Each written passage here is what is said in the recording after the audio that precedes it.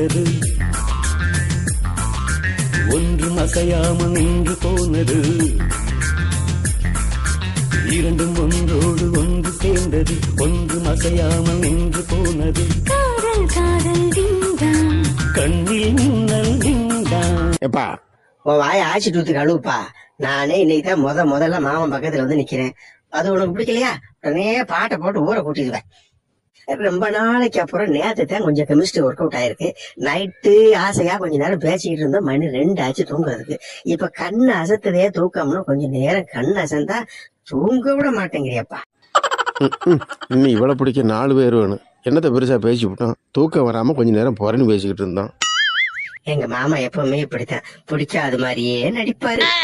இந்த பாரு, தேவையில்லாம மனசுல ஆசையை வளர்த்துக்கிறாத. போய் ஏதாவது வேலை விட்டு இருந்தா பாரு போ.